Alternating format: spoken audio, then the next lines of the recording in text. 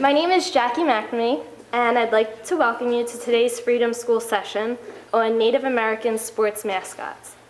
But before we get started, I'm pleased to announce that it's your lucky day. I suggest that during the next few minutes, you watch the action before you and the Jumbotron screen behind me.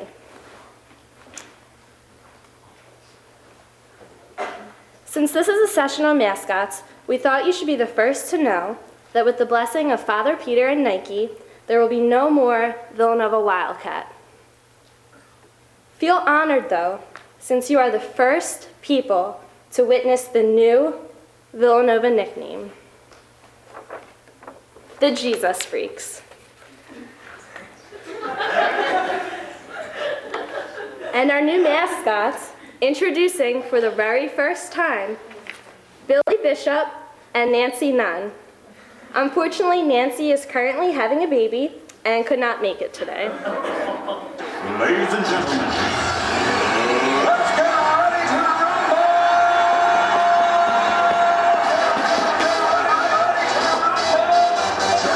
Ladies and gentlemen, let's get ready to rumble!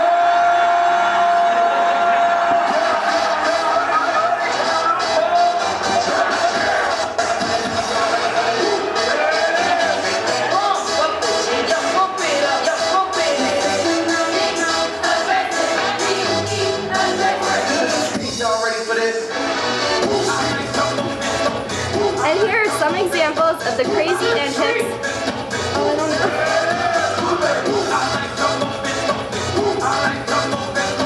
And here are some examples of the crazy antics you can expect at the next basketball game. Please be silent while our mascots transubstantiate hard candies into the actual flesh of Jesus Christ.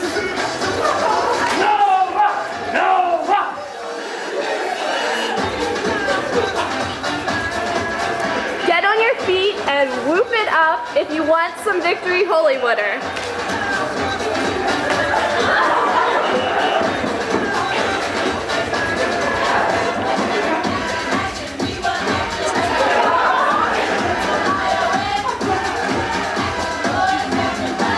Congratulations! You'll be the first Villanova fans to do the new crucifix chop.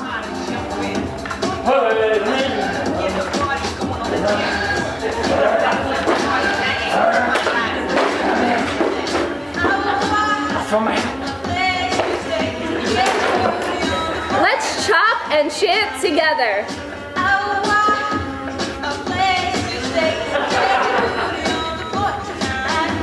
It's a bad crowd. It's a bad crowd. Very tough. Caricatures. Please, go.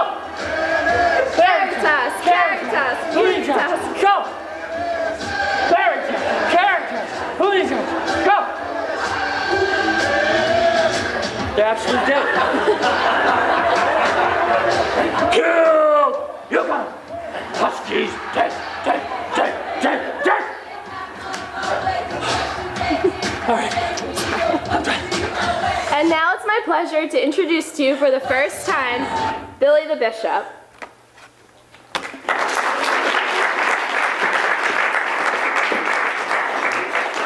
You guys are a terrible, terrible crowd. Just the worst. I gotta catch my breath. It's not like the olden days. It's holy water. It burns! My Hebrew school teacher right now would be flipping over in his grave. Oh, Mr. Eckstein, you're dressed like a priest again? Yes, Mr. Ronan. All right, how are you today? You're really a bad crowd, I gotta tell you. In the past, we got people taking their clothes off.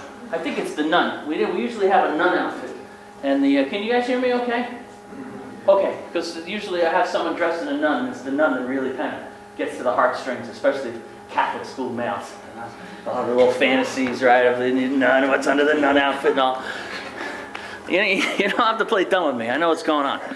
Anyway, the topic of today's talk here, and the slides that are going to be presented, have to do with Native American mascots. And I just want to remind you now, there's a table outside the door, and there's some people who've been sitting there today, and they work on a number of social issues, and one of their main issues is dealing with the way that Native Americans are treated, have been treated, and hopefully will be treated here in the United States, and hopefully will be treated better than they have been in the past. So I encourage you to stop by and maybe pick up some information and talk to people there if this is something that's on your mind at all.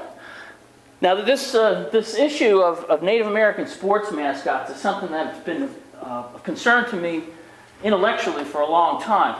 As a sports sociologist, these are the kind of things that I'm just generally interested in. But also has a kind of personal attachment, because here in the school district that surrounds us, this is the Radnor Township, and I live in the Radnor Township, and the Radnor High School has a sports mascot which, oh, there goes that's probably blasphemous in some way. I've probably violated like 100 different, whatever you guys, things that make you go to confession for. You know, you got that confession thing. What a good deal that is. I gotta tell you, the Jewish people should have something like confession. Just get it over with. We gotta wait like once a year and clean up everything. It takes hours, days.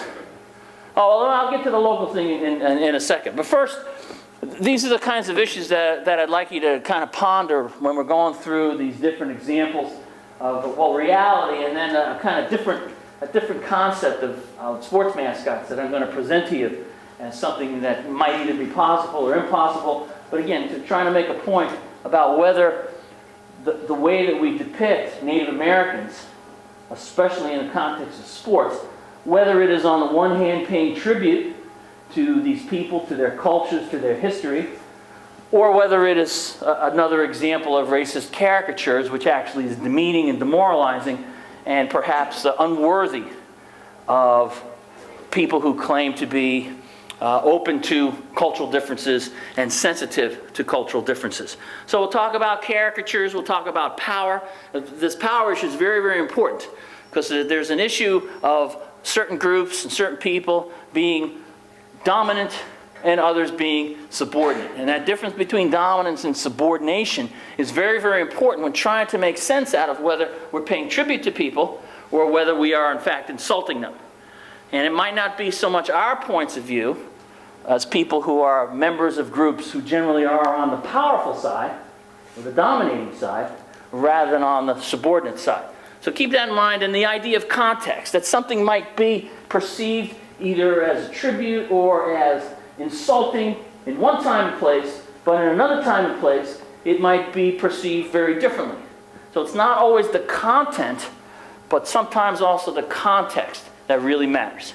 Okay, now the local issue that I was talking about was here in the Radnor School District, where for many, many years, the mascot and the nickname was the Red Raiders. They have since, here in Radnor, they have quietly retired the mascot.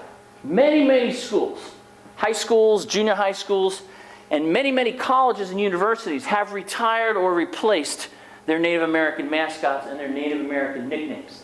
In fact, the NCAA has mandated that mascots and nicknames that are deemed offensive, and they leave that in very vague terms, are those schools which retain these offensive nicknames are ineligible to play in postseason tournaments.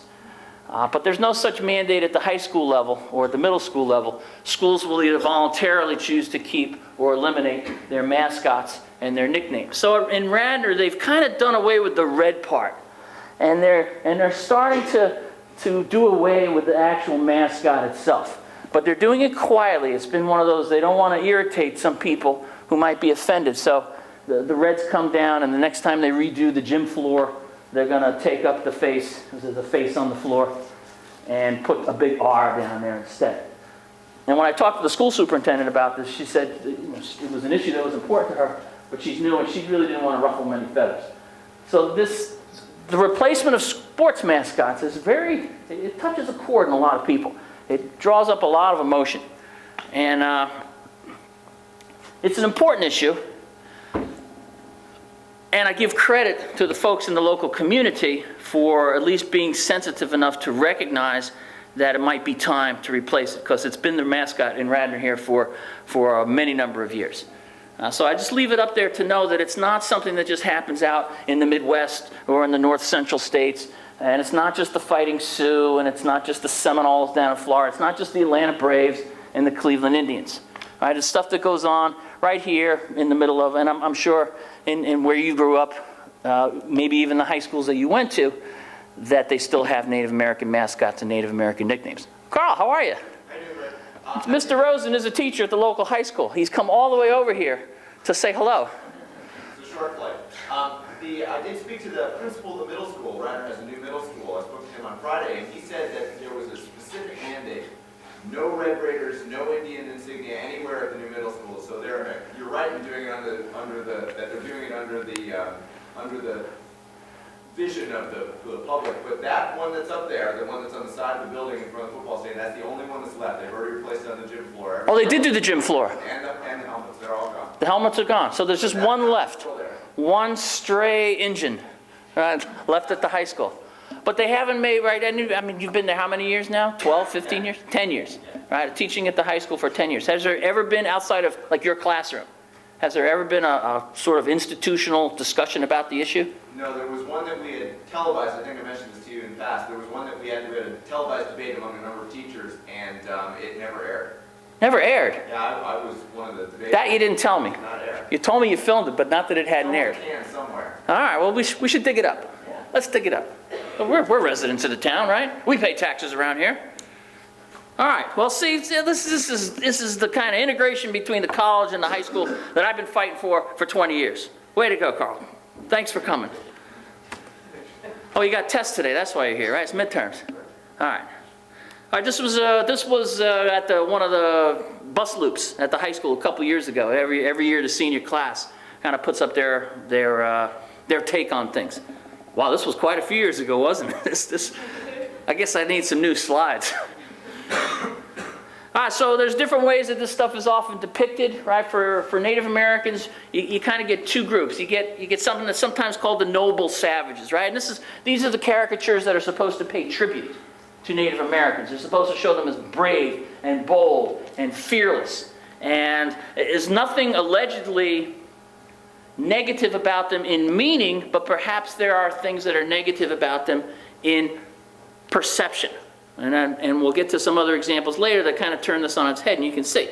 But these are examples that I picked that don't seem to be mean-spirited, as opposed to those which pretend and present Native Americans as kind of silly people with silly views and silly ideas, cartoonish figures, the kind that are running around on. Oh, in fact, someone sent me a wonderful thing. Kim Riley sent me this great YouTube link, and everything's YouTube these days. It was a Disney cartoon from the 50s or the early 60s, which kind of had these caricatures of Native Americans, which were very ignoble. They were very silly, very, very strange people. So here you get the kind of exaggerated features, right? And of course, I imagine there aren't many actual people who call themselves Native Americans who have noses that are 3 feet long. I'm just guessing. I could be wrong. And so you get the Cleveland Indians. The Cleveland Indians symbol. I don't know if I call it a mascot, but certainly their symbol is depicting this red, crazed, savage almost. And the same with Chief Nakahoma of the Atlanta Braves. Right, there's something about these pictures that suggests something perhaps less than human, or if not less than human, not as important or not as noble as people with lighter skin. This was from a high school somewhere, probably New Jersey. It's just a guess. Now even here, I think what happens sometimes when we use these mascots, when we use these caricatures, we lose the sense that people who we've lumped together into these racial or ethnic groups are actually very diverse. Right? It's the same thing you would probably object to being called, those of you who are various, let's say, European descents, all lumped together as white folks or Europeans. Right? Because some of you come from Ireland and some of you come from Germany perhaps, and from Italy and from Poland and from other places. And whatever that means, if there is some kind of cultural link to the past, that kind of gets brushed over when you just lump people together in one grand group. And it's the same with Native American cultures. They're very, very different. Even within the same geographical area, there's a lot of difference between their particular customs and their norms and their beliefs. But we've tended to lump them together. We just think of the Indians as though it's some monolith. And that's part of racism. That's part of the issues that Dr. King was constantly pointing out in many of his talks. A lot of the talks that didn't always get publicized as much as, say, the 1963 talk. Now, think about the reality. This is a real Native American from, I forgot which culture, but somewhere in the West, around in Arizona. It could be Navajo. But even, of course, all Navajos don't look alike. Not all.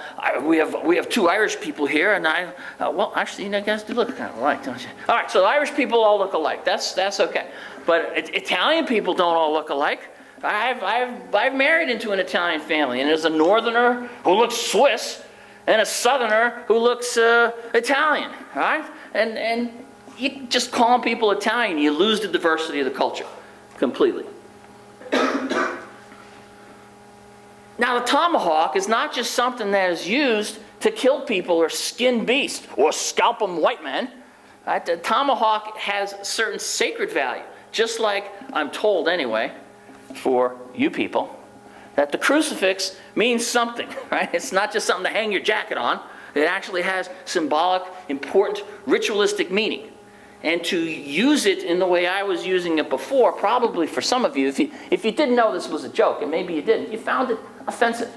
Maybe you found it blasphemous even, especially for a Jewish dude to be wielding a tomahawk like that. I mean, imagine if you were running around with a menorah, right, pretending to be the Statue of Liberty or something. I might find that offensive.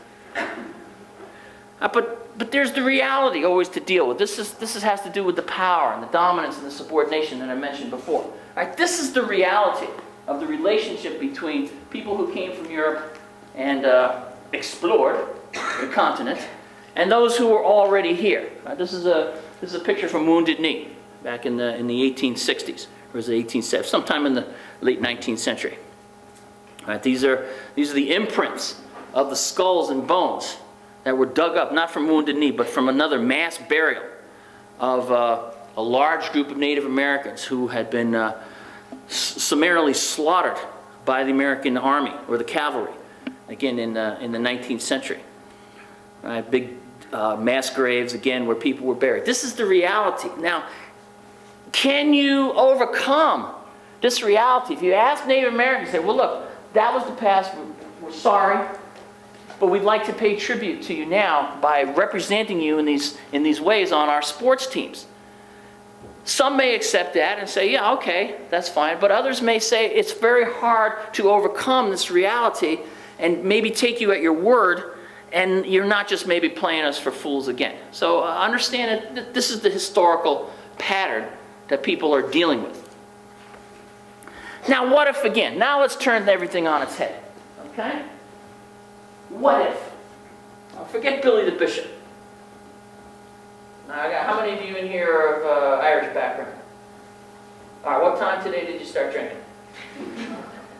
You're already in your cups, aren't you?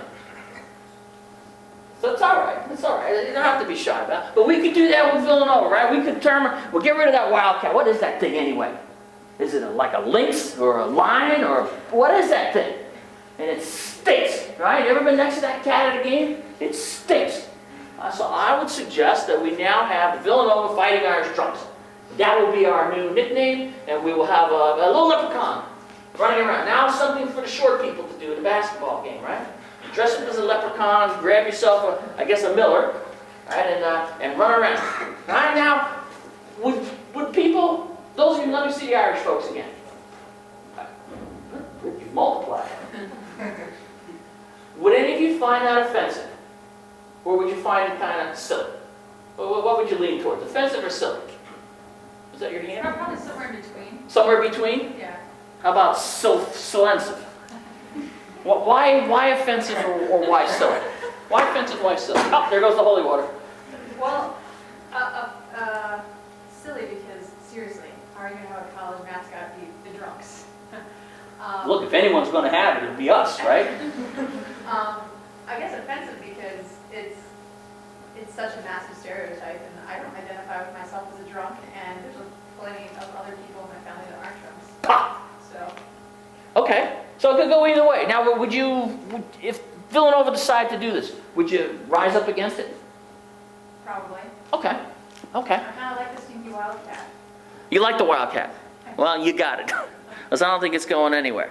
But imagine what would be possible. Imagine the kinds of symbols that we could have if we decided to go this route, and stood up to you and your stubborn conservative ways. You just don't see the sights of progress in your scopes, all right? All right, now, but think, right? Think if there was a high school or a college, right, in, well, you could call it Northern Ireland if you want, or you could call it Ulster County in England if you want. And if they decided that they were going to pay tribute to their Irish brethren down the road and say, we're now going to be the Fighting Irish, or the Ulster High School Fighting Irish Drunks, in tribute to our friends from Ireland. Now, do you think there would be any ambivalence in whether it's paying tribute or whether it's seen as somehow offensive? Probably less so, because the context is different now. We're dealing with now a kind of direct colonial relationship between England and Ireland that's been going on for centuries and centuries. And wars have been fought, and are still being fought, although they're much quieter now than they used to be, between people who want to be Irish and people who want to be English. And you think they're the same because their accents are the same, and they drink warm beer. Glug, glug, glug, like that. Glug, glug, glug, glug. It's Guinness, of course. Now, there is also a context here in the United States, but it's not exactly the same as the context with Native Americans. And the dominance and subordinate relationship is not exactly the same as it is with Native Americans. But it's there. And sometimes we forget about this history with many of the immigrant groups that came to the United States. Right, for the Irish, for a long, long time, they were maybe a half step above African slaves in how they were considered and how they were treated and what people thought about them as human beings. Half a notch at best. So there were factories that were filled with Irish immigrants, other immigrants too, but Irish immigrants, working in sweatshops, 14, 16, 18 hours a day, adults, children, jumping out of buildings that catch on fire. This is a picture from the Triangle Shirtwaist Company. On the building, any of you familiar with that, when it caught on fire in 1911, 1912? And the doors were locked, and the workers, most of them Irish immigrants or Asian immigrants, some Jewish immigrants, leapt to their deaths 8, 9, 10 stories up, rather than be consumed by the flames. Right? This is the reality. This is the subordinate dominant relationship. We could go with the Italians. How many people of Italian background in here? Right, everyone who's not Irish. Right? That just covers about everyone, except me and you, Carl. We're the outliers, I'm afraid to say. All right, we got all kinds of mascot possibilities here. And, Jay Wright, when he's on the sidelines, or, instead of talking like he usually does, we could say, hey, Dwayne, you gotta shoot more. Why are you paying me no respect? We could do that. He'd be captured on national television doing that kind of thing. We could have a team grandmother, right? Because we know all Italian grandmothers look like that. How many of you, when we see the Italians again, people of Italian background, it's your grandmother, right? And you're all nods. Hey, nonna, sta nonna. Che bella.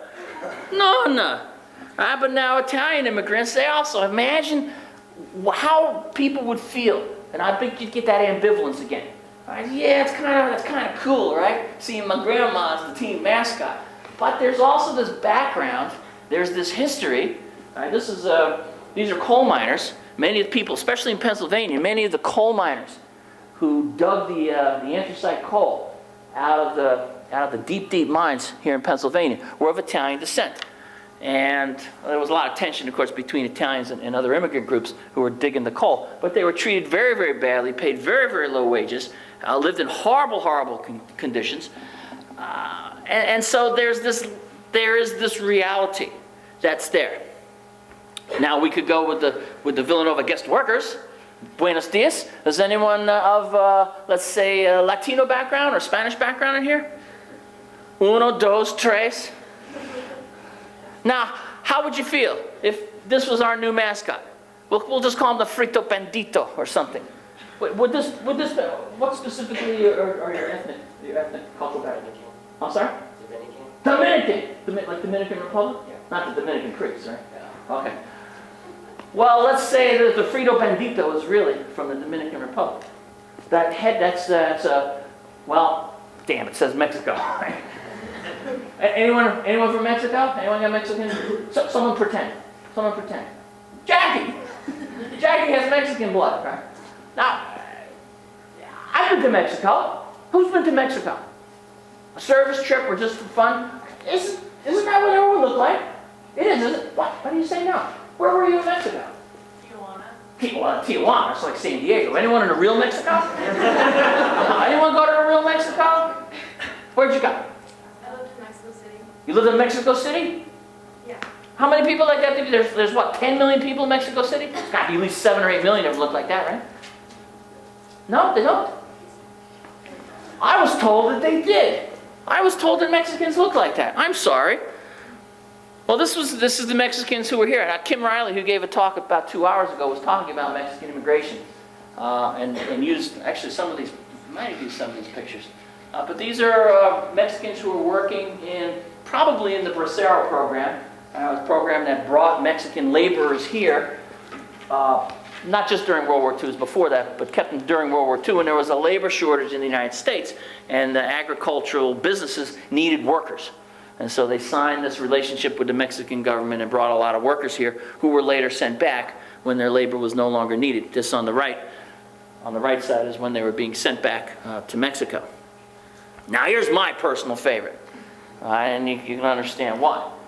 Is that we could finally, as we talk about diversity here, we talk about that Judeo-Christian spirit, but I think we give kind of short shrift to the Judeo part and a little extra emphasis on the Christian, and I think it's time that we turn the tables on that and got a little balance and had the running rabbis. Now that's something I could get behind. I don't go to the men's basketball games because I feel alienated from that cat. I'm a dog person. I don't like the cat. But if they had the rabbis, right, or if Radnor High School had the rabbis a couple years ago, no one would have been raising a fuss because it would have been paying tribute to the people who live in this township. There may not be a synagogue in the township, but at least we would have a high school mascot with our names. Now we could get halftime entertainment, right? We could get some comedians like Jackie Mason or Rodney Dangerfield. I barely got to the game tonight. You guys don't even know who Rodney Dangerfield is. Caddyshack. If I say Caddyshack, oh yeah, Caddyshack, oh yeah, Caddyshack. All right, we got violin players. All right, now the noses, right? These are real pictures. Imagine if the German government in 1947, or high school in Germany in 1947, decided to make amends for all that had happened in World War II. I said, we are going to pay tribute now to the Jewish people.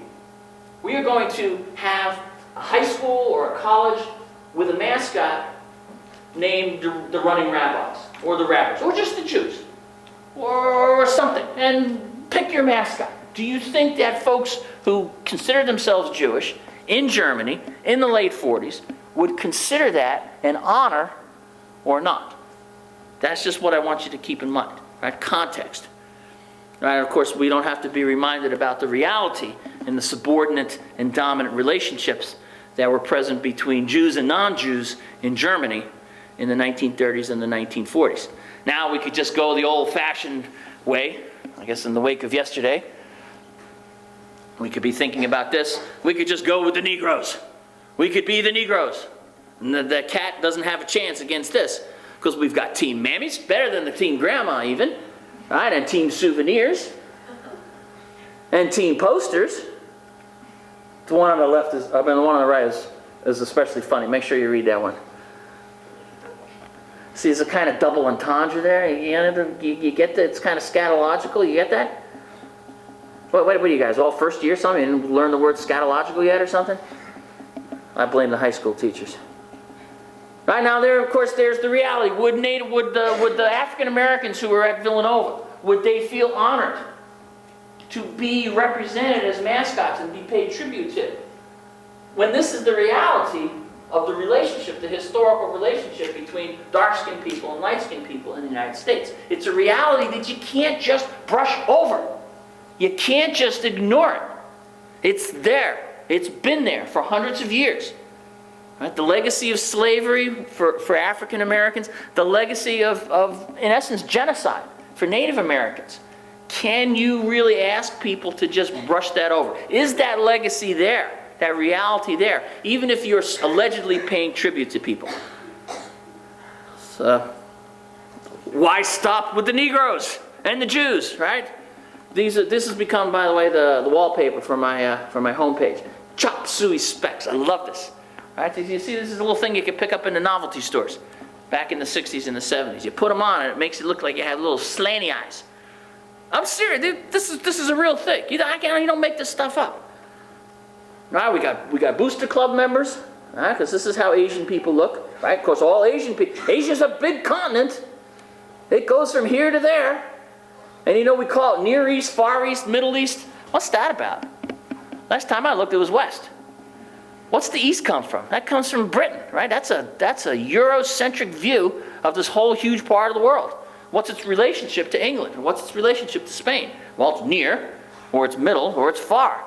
I never think about the implications of those words, right? And here's the reality of Asians, especially Chinese people who came here in the 19th century. Many who built the railroads died building the railroads, blasting mountains down so the transcontinental railroad could be built. And these are some of the living conditions that they had while they were working on the railroads. And of course, this is the internment camps for Japanese Americans during World War II. Now this is the historical legacy, the historical reality. We wouldn't even think of having or paying tribute to Japanese Americans or Chinese Americans by having sports mascots named after them or having sports mascots look a certain way.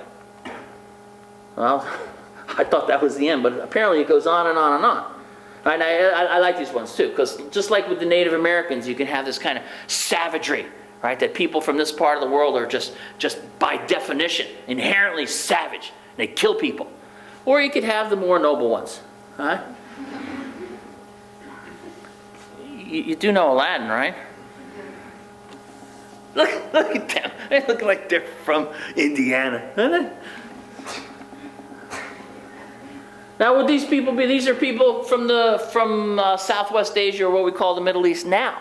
Right? Would they be honored if high schools or colleges here in the United States decided to have mascots depicting some stereotype of people who live in this part of the world, or call themselves, let's say, the Muslims, right? To pay tribute to people who are experiencing this reality as Christianity and Islam kind of butt heads against each other in this part of the world. Now we could go with the Villanova Fighting Whiteys.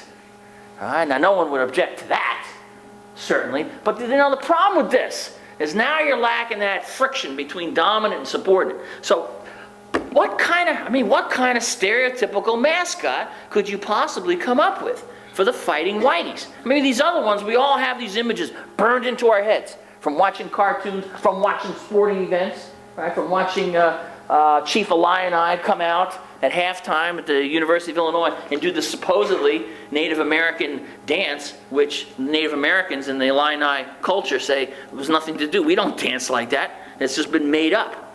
So what kind of image could we come up with for the Fighting Whiteys? I thought of the Monopoly guy. All right, let's see, he's kind of white, isn't he? He's sort of white. And a banker, right? He's not carrying his money bags now. All right? This could be an example, but I don't know if anyone would be running around. I imagine instead of the cat running around, there's someone running around like that at the games, right? Getting the Fighting Whitey spirit going. This guy seemed plausible. I never have figured out who this person is. Is this like a commercial or something? I just found the picture and I thought it was great, but some people seem to think it is somebody. Is it somebody? Oh, okay, it's nobody. But it's pretty white. This is a good one. This would be Joe Sixpack, who's the first cousin of Joe the plumber. Right there. They're related to each other, I'm pretty sure. That's a good one, right? He's got nothing to do now. Right? He just lost his job. He's unemployed. All right, he's heading back to Texas. He's got all this time on his hands. I think he should be hired as a mascot for some college or high school that would like to call itself the Fighting Whiteys. I mean, he'd be great. He'd be great. He likes people. He's good with crowds. Right? He wouldn't have to say very much. Right? He could just go and shake hands. He's very personable, and I think it'd be the perfect post-presidential job for President Bush. So the question I leave you with before we have a conversation here is, what's the deal? All right? It's not so clear-cut. It's never clear-cut. These things are never obvious, whether we are actually giving some positive testimony, paying tribute to people, or whether we are just lumping them together into just another line or another example in a long line of racist caricatures. And it may not be purposefully racist. It may not be savagely racist. We may not be trying to hurt people, but sometimes there are latent consequences for our actions. Sometimes we don't intend to hurt people's feelings. Sometimes it's hard for us as members generally of dominant groups to really relate and sympathize and empathize with people who have been members of groups that are normally more subordinate and subjugated and discriminated against. So as this conversation continues within the society as a whole, now, it's not an issue right here in Villanova. It was an issue nearby until recently, but it is an issue. And how many of you had high schools where you did have Native American mascots and nicknames? Maybe? So quite a few. Is it sort of East Coast or, yeah? So it's still there, and there are people who are well-meaning people who take up many different perspectives on the issue, and it's an issue that's, I think, going to keep being discussed because there are colleges and universities who are resisting the NCAA pressure, and then I'm not saying they should or they shouldn't, because they don't care. It's too important to them that having the mascots is more important than not playing in the postseason. So I leave you to think about this, and if you have any questions, we can talk for a little while. And there's another microphone. Jackie will help us get her. Thanks for coming today.